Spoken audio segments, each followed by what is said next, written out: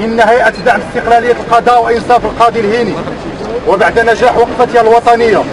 والتي عرفت حضورا متميزا للشخصيات المدنية والحقوقية والمهنية القانونية والقضائية وممثلي المجتمع المدني والمواطنين من كافة الأطياف والحساسيات المدنية، والتي شكلت حدثا غير مسبوق في تاريخ المغرب، يعكس الإيمان العميق للمغاربة بأهمية تصالح القضاء مع محيطه المجتمعي ويبين تطور الوعي الجمعي بدور القضاء المستقل في حماية الحقوق والحريات، والذي يستلزم الحاجة اليوم أكثر مما مضى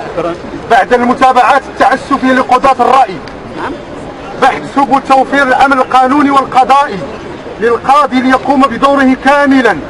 بعيدا عن أي ضغوط أو تهديدات أو متابعات مجانية لعزل القضاة وتوقيفهم بمبررات سياسية واهية لإخراس أصواتهم ومنعهم من المشاركة في النقاشات المجتمعية ومشاريع القوانين المنظمة لمهنتهم،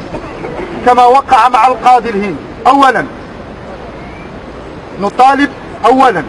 بوضع ضوابط قانونية ضامنة لاستقلالية القضاء والاستقلالية القاضي عند ممارسته لمهامه القضائية، وذلك بتجنب تضمين مشاريع القوانين بوسائل تتيح المس باستقلالية القضاة في عملهم وخلق حرية التعبير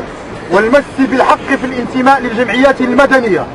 كما هو حاصل اليوم في قوانين الردة والانتكاسة الدستورية بما يسمى بالسلطة القضائية. ثانيا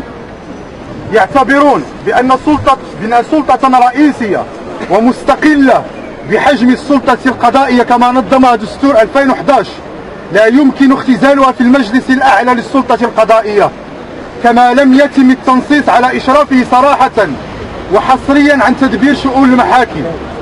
مع الاستقلال الإداري والمالي عن وزارة العدل، فلا يمكن تحقيق أي استقلال في غياب قوانين تنظيمية فاصلة وواضحة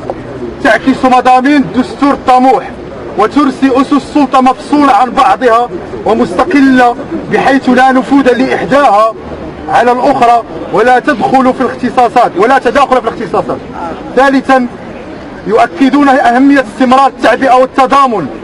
واليقظة لحماية حرية التعبير بالنسبة للقضاة، لأنها مدخل لحماية استقلال السلطة القضائية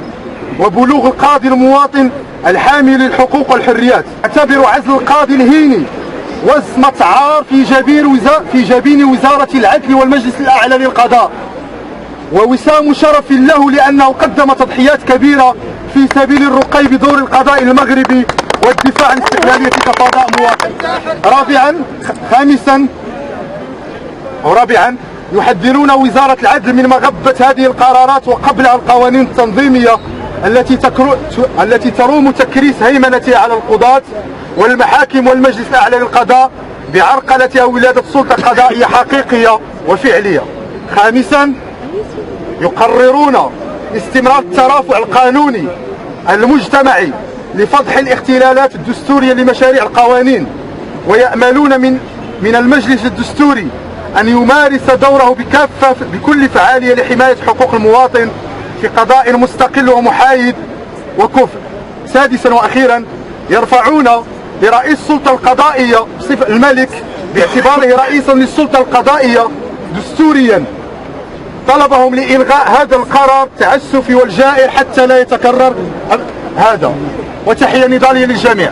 إذا الشعب يوما أراد الحياة فلا بد أن يستجيب القدر، ولا بد لليل أن ينجلي، ولا بد للقيد أن ينكسر. إذا الشعب يوما أراد الحياة فلا بد أن يستجيب القدر، ولا